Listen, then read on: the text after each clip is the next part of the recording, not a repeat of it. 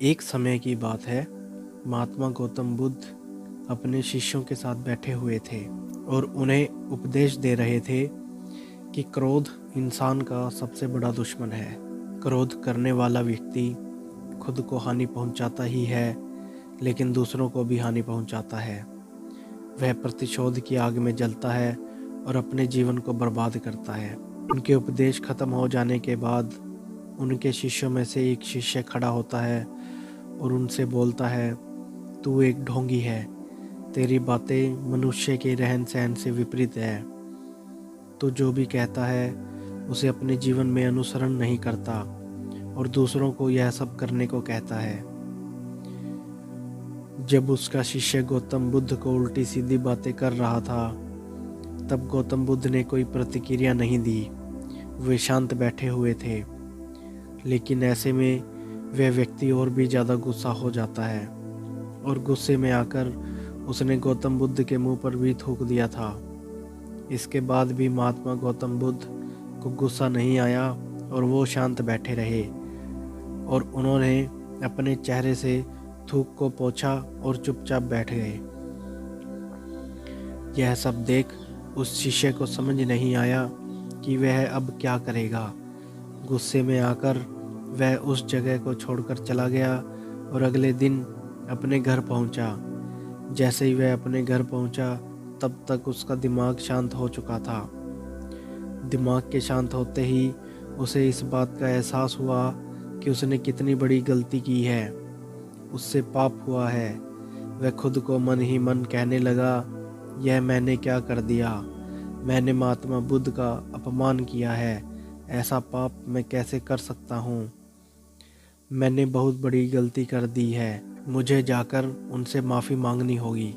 यह कहकर वह तुरंत ही गौतम बुद्ध के पास चला गया, लेकिन गौतम बुद्ध उस स्थान पर नहीं थे। ऐसे में वह शिष्य जगह जगह भटक कर उन्हें खोजने लगा।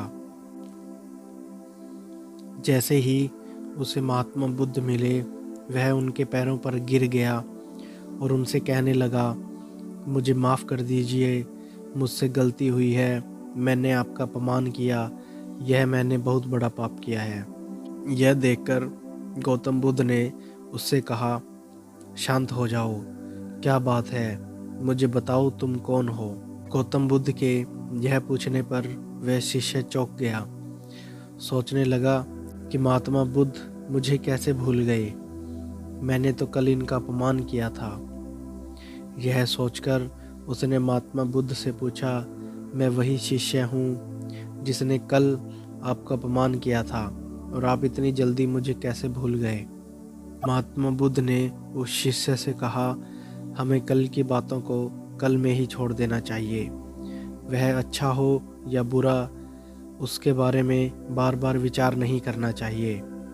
मैं बीती हुई बातों को पीछे छोड़कर आगे चलता हूँ। ऐसा ही हम सबको भी करना चाहिए। महात्मा बुद्ध की यह बातें सुनकर वह शिष्य और भी ज़्यादा प्रभावित हुआ और उसने बोला, मैं आज से आपकी सारी बातें माना करूँगा। दोस्तों, इस कहानी से हमें यही सीख मिलती है कि क्रोध करना इंसान के लिए सबसे खतरनाक है। यह मनुष्य का सबसे बड़ा दुश्मन है जो उसे बर्बाद कर सकता है। इसीलिए मनुष्य को कभी भी क्रोध नहीं करना चाहिए।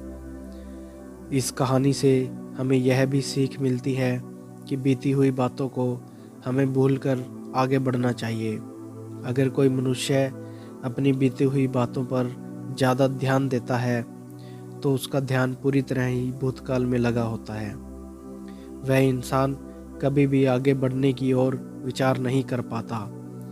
इसीलिए पुरानी बातों को छोड़कर आगे बढ़ने की सोचना चाहिए। धन्यवाद।